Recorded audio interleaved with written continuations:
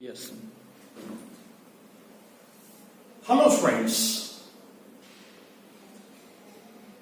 Today, let me begin the first lesson in first PUC biology entitled The Living World. This lesson introduces you to the world of living organisms. Our planet, the Earth, is unique. It's wonderful. It's colorful. It's beautiful. Because of presence of living organisms on this Earth. Non-living things are also present in the other planets in our universe. But the beauty of the Earth is, it shows both living and non-living things. Of course, the living things are dependent on non-living things, such as sunlight, water, soil, temperature, etc. But look at the living things. While varieties of living things are there everywhere on this earth, there are places where there is shortage or less number of organisms, but generally on this earth you find living organisms, and the place where these living organisms are present are called biosphere. We would love to call the world as biosphere. While life is present only on this earth, is an interesting question. Because the basic requirements such as water is present on this earth. Oxygen is present in the atmosphere. And the distance of the earth to the sun is such that the earth is not too hot, not too cold. Henceforth, life originated on this earth, evolved, flourished and spread on this earth, making our earth beautiful, colorful and wonderful. So biology is a study of this wonderful life on earth. Then what are these living things? How living things are different from non-living things? There are some characters that can be differentiated, the living with the non-living.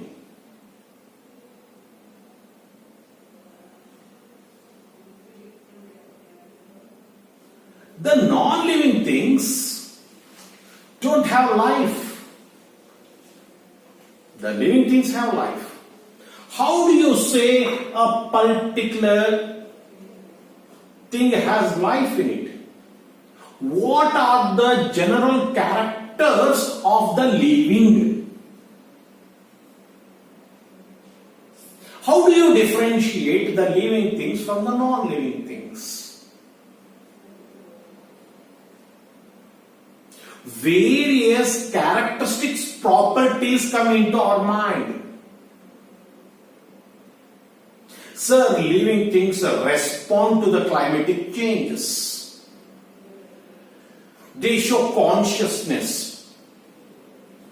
They show metabolism. They are made up of cells. They show growth. They show reproduction. Like this, different characteristics will come into our mind when we talk about the living things. Yes. Dear children, growth and reproduction are surely the living properties, but they are not the defining properties. That means they are not 100% present in all the living organisms. Whereas cellular organization, metabolism, consciousness, interaction, they are 100% present in all living organisms, hence they are called defining properties. Dear friends, let me explain you the characteristics of the living things, classifying them into defining and non-defining characteristics in this lesson. For that, let me make use of our colorful and wonderful PPTs. So we shall enter into our PowerPoint presentation. Hope the slides are clearly visible, children. This is our college logo and the lesson, the living world. As I told you, our earth is so wonderful, colorful, delightful because of presence of these plants, animals and wide varieties of organisms. And you know I am Balgar sir.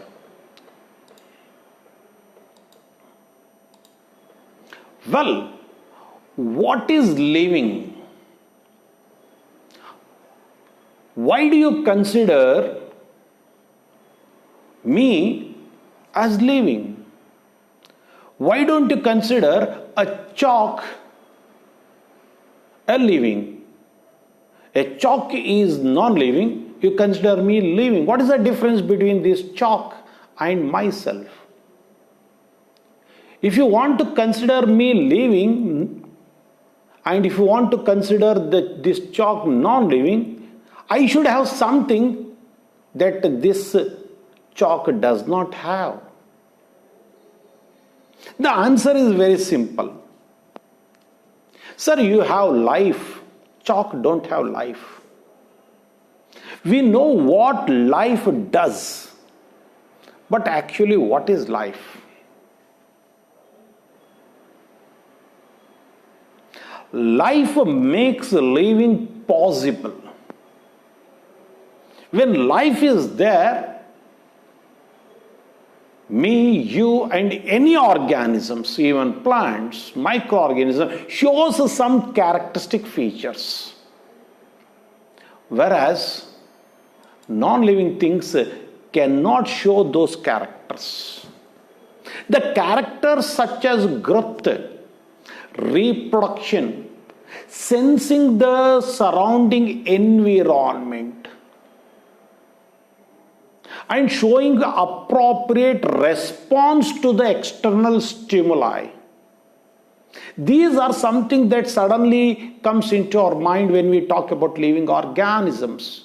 Yes, sir, living things grow, they reproduce, they understand what's going on around. If there is severe hot, we feel that heat, we switch on the fan, the AC. When it is severe cold, we feel the cold, we wear the sweaters. We respond to the external stimuli, not only we, all the organisms. That means the living things have some characteristics. Along with these growth, reproduction and response to stimuli, we also came across some other characteristics such as metabolism, ability to self-replicate, interaction among the organisms and the organism with its surrounding environment and the other organisms. That means a list of things will differentiate between the living and the non-living. A living thing has a death. As birth is there, death is also a sure certainty, children. Death is the reality of life. One or the other day, every living thing, every living individual is going to die.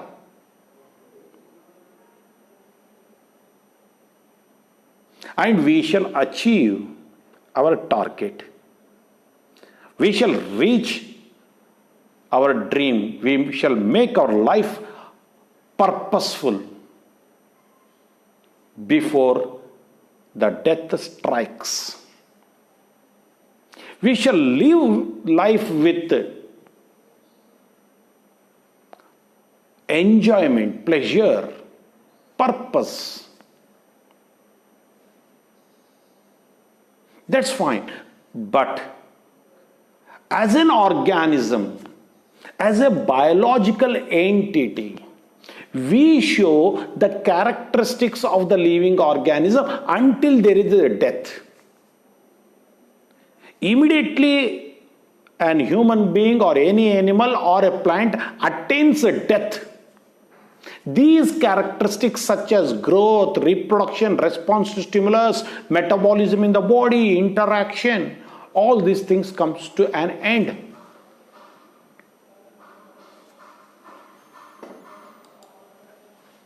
So, a living organism shows various properties, characteristic features such as growth, reproduction, metabolism, consciousness, interaction, cellular organization like this.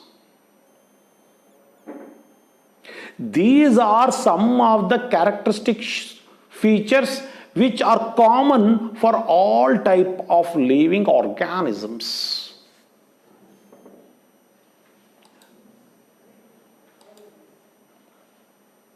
So, the characteristic features of the living things. First one, as I told you, growth. Dear children, biologically we grow. We shall also grow emotionally.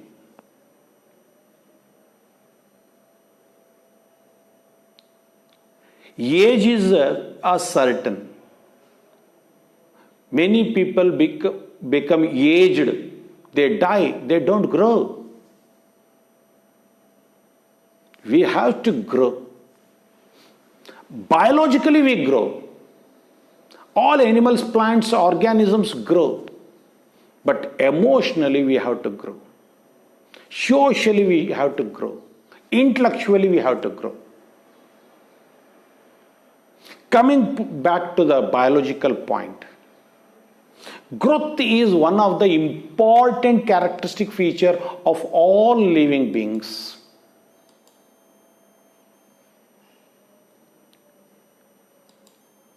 So what is a growth? See, the baby calf elephant following the mummy. What is the difference? How do I consider this as a baby and this as a mother? Sir, the height, sir, the weight, sir. See, the height from such a small to a huge elephant. There is continuous cell division in the body. Cell division results in increasing in the number of cells. Increasing in the number of cells results in growth. An increase in the mass, an increase in the weight is growth. Population also increases by increase in the number. But when we are talking about individual, growth refers to increase in the mass of the body.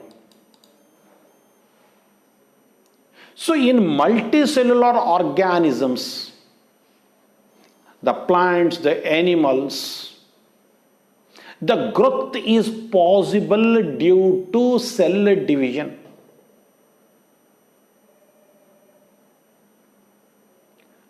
So, a small baby grows to such a height due to increase in the number of cells. Increase in the number of cells is due to cell division.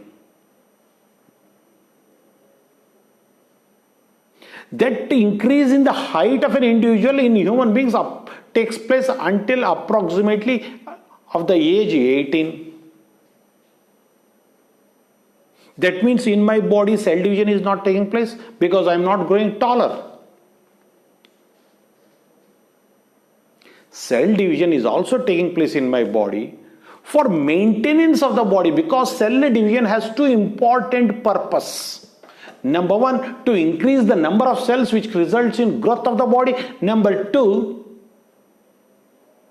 cell division will result in addition of new cells, because every day many cells are dying, many cells get damaged.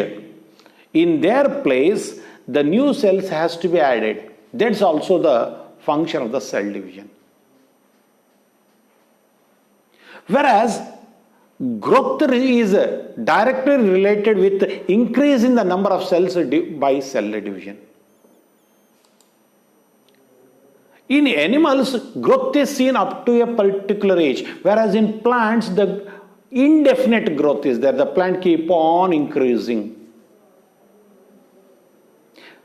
The leaf size may be a definite one. It grows to a particular size and stop. Whereas the root system, the shoot system, the branches keeps on growing.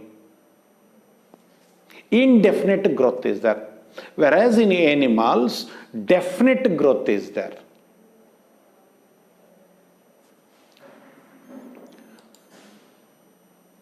In case of unicellular organisms, such as protozoans, amoeba, when the cell divides, it's reproduction. Binary fission. Cell division itself is the reproduction in case of unicellular organisms. So, we have to remember that increase in the body mass is considered as growth. Increase in the body mass is considered as growth. Now the question comes, sir, is growth seen only in living organisms? Non-living things does not grow? Yes. Mountains, boulders, sand dunes grow by addition of materials from outside. Addition of materials from outside results in the increase in the size of the mountains. Boulders and sand mounds. ಬೆಟ್ಟಗಳು, ಪರ್ವತಗಳು, ಬಂಡೆಗಳು,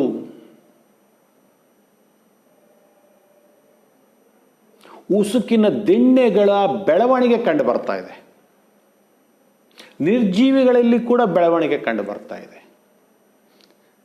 The difference between the growth in living organisms and non-living organisms is, in living organisms, the growth in the body size is from inside, by addition of cells from inside. In non-living things, growth is from outside, by addition of materials above them. But non-living things shows growth. But one thing is sure, growth cannot therefore be considered as a defining property of living things, because growth is seen, of course, from outer side. In non-living things, we cannot consider growth is defining. Defining means present only in. As we have seen, the mountains, the rocks, the boulders, the sand dunes grow by addition of materials from outside. We cannot consider growth as the defining property of living organisms.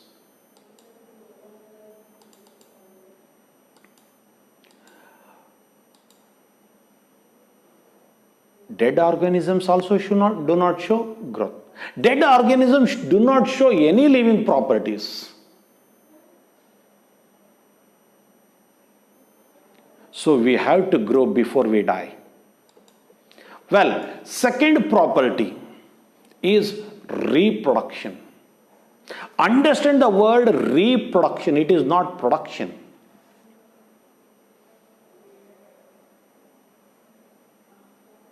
We cannot produce whatever we want. Production of its own kind is reproduction.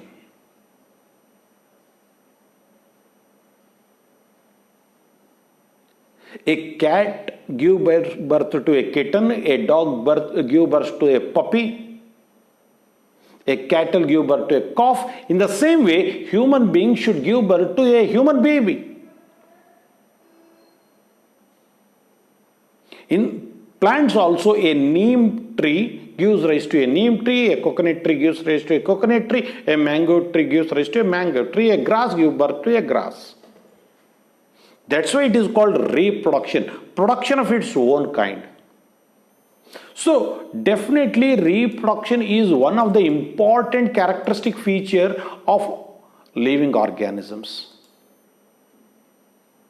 Reproduction is of two types, sexual and asexual reproduction. In higher organisms, in multicellular organisms, the young ones born are similar to that of the parents, because there is sexual reproduction. Whereas there is also asexual reproduction. You can see amoeba dividing by binary fission. Fungi dividing by spore formation, planaria by fragmentation, hydra by budding. So, asexual reproduction is also there.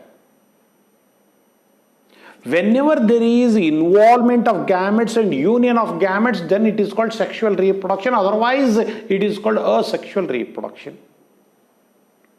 So, organisms show similarity in the characters of reproduction, but the method may be of different types. In case of planaria, we see regeneration. When the planaria is cut into two, both the parts will develop into an individual. The lost part is regenerated. In majority of animals and plants, growth and reproduction. See, reproduction, growth, reproduction, they go hand in hand.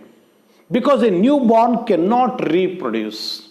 It has to grow to a particular period, and then only it gets the ability to reproduce.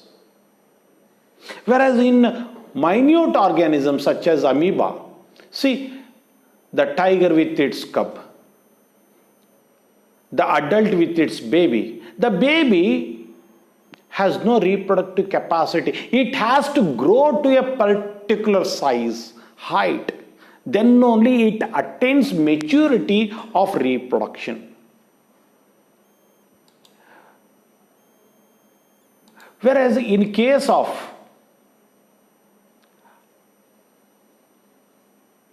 amoeba, the size of the cell in the mother and the daughter cells is almost same. They grow within, the growth is not very much significant there. Hence, in case of higher organisms, growth and reproduction may be differentiated very clearly, whereas in lower organisms like amoeba, growth and reproduction may not be differentiated very clearly. But do all the living organisms reproduce? No. Reproduction, similar to that of growth, cannot be a defining property. Cannot be a defining property. Why? Because there are living organisms, all living organisms cannot reproduce. There are examples such as a mule. What is this mule?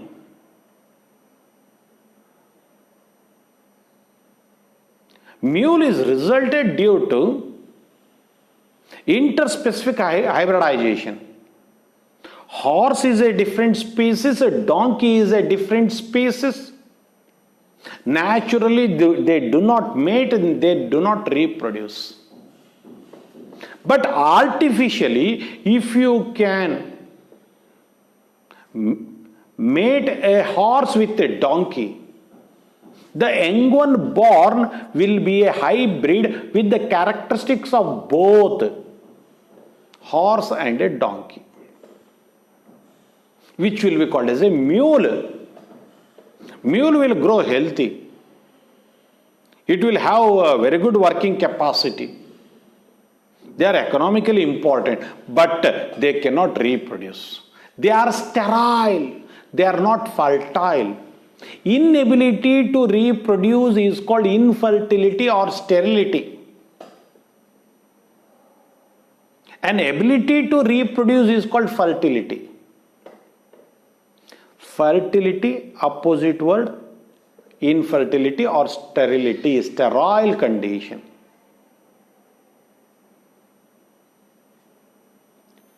Mule is an example. Mule is definitely a living organism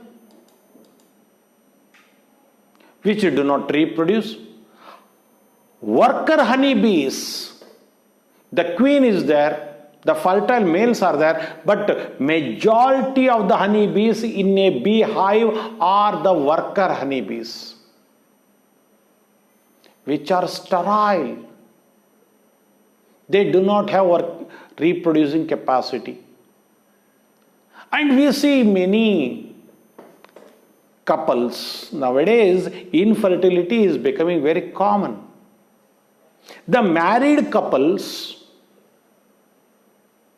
will not have a child. So infertility is there in many species and also in many married couples in case of human beings. So, no doubt reproduction is one of the important characteristic feature of living organism, but due to presence of mule, worker honeybees and infertility in human beings, in some couples, we cannot consider reproduction also as a defining property. Hence, reproduction also cannot be a defining property of living organisms similar to that of growth. What about non-living things? Non-living things cannot reproduce at all. They cannot show that property at all.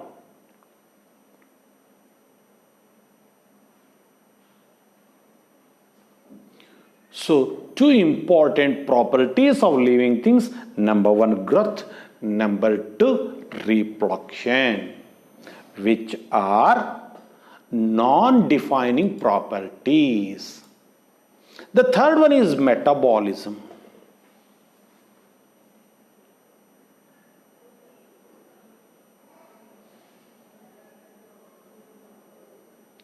We show various activities in our body, in our cells, which are called metabolic activities.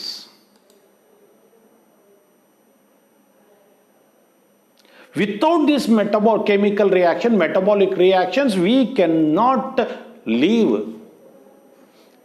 Any organism, whether it is a unicellular organism or a multicellular organism, metabolic activities is a must.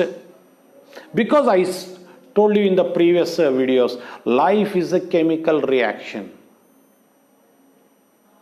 There are many reactions taking place. The total sum of all chemical reactions taking place in our body is called metabolism. What is metabolism? Define metabolism. One more question, children. The answer is the sum total of all chemical reactions taking place in our body is called metabolism. ದೇಹದಲ್ಲಿ ನಡೆಯತಕ್ಕಂಥ ಎಲ್ಲ ರಾಸಾಯನಿಕ ಕ್ರಿಯೆಗಳನ್ನು ನಾವು ಒಟ್ಟಾರೆಯಾಗಿ metabolism ಅಂತ ಹೇಳುತ್ತೇವೆ. ಕೋಶಗಳಲ್ಲಿ ಹಲವಾರು ಚಟುವಟಿಕೆ ನಡೀತದೆ, ನಮ್ಮ ದೇಹದಲ್ಲಿ ಹಲವಾರು ಚಟುವಟಿಕೆಗಳು ನಡೀತವೆ. ಈ ಎಲ್ಲ ಚಟುವಟಿಕೆಗಳಿಂದಾಗಿ ನಾವು ಜೀವಂತವಾಗಿರ್ತೇವೆ. ಈ ಎಲ್ಲ ಚಟುವಟಿಕೆಗಳನ್ನು ನಾವು ಒಟ್ಟಾರೆಯಾಗಿ ಮೆಟಬಾಲಿಸಮ್ ಅಂತ ಹೇಳುತ್ತೇವೆ. ನೋಡಿ, ಈ ಮೆಟಬಾಲಿಸಮ್ನಲ್ಲಿ ಮತ್ತೆ ಕೆಟಬಾಲಿಸಮ್ ಮತ್ತೆ ಅನಾಬಾಲಿಸಮ್ ಅಂತ ಬರ್ತಾ ಇದೆ. When a larger molecule is broken down into simple, when a larger molecule, glucose, is broken down into carbon dioxide and water, energy is liberated. Glucose is a larger molecule, carbon dioxide and water are simple molecules. So breakdown of a complex molecules into simple is called catabolism. Whereas during photosynthesis, simple molecules, inorganic molecules, carbon dioxide and water, join together to form glucose. Simple molecules join together to form a complex molecule, which is anabolism. So, in our body, many metabolic activities will be taking place, which can be further classified into anabolism and catabolism. All plants, animals, fungi and microbes shows metabolism. There is no exception. If there is any living organism, whether it may be a microorganism or a large plant, animal or a human being, any living organ, there is no exception. So, this metabolism is the defining property of all living organisms. In the laboratory condition, outside our body, inside the test tube, also you can cause metabolic reactions. The extracted enzymes can be used to break down complex molecules in vitro. In vitro ಅಂದ್ರೆ ದೇಹದಿಂದ ಹೊರಗಡೆ ನಡೆಯತಕ್ಕಂಥ ರಾಸಾಯನಿಕ ಕ್ರಿಯೆಗಳನ್ನು. In vivo, actually those reactions take place inside the body. But under a laboratory condition, when you do a chemical reaction or any experiment, it is called in vitro. ಈ ಥರ metabolic ರಿಯಾಕ್ಷನ್ಸ್ಗಳನ್ನು ನಾವು demonstrate ಮಾಡಿ ತೋರಿಸ್ಬೋದು. Cell ಹೊರಗಡೆಯಿಂದ, cell free system test ಟ್ಯೂಬ್ನಲ್ಲಿ ಆ ರಿಯಾಕ್ಷನ್ಗಳನ್ನು ಮಾಡಿ ತೋರಿಸ್ಬೋದು.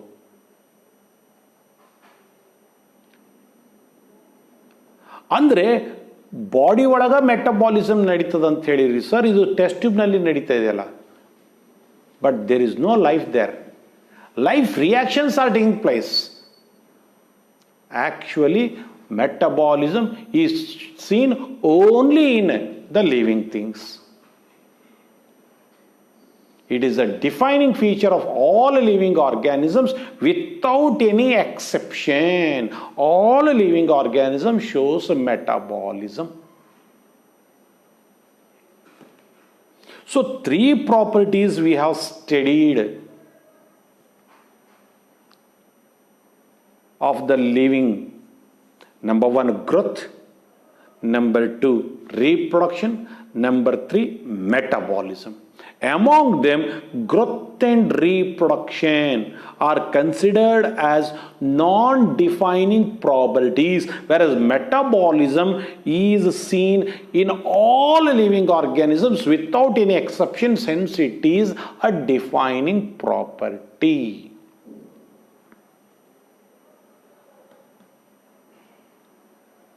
So, there are three more characteristics we are going to study.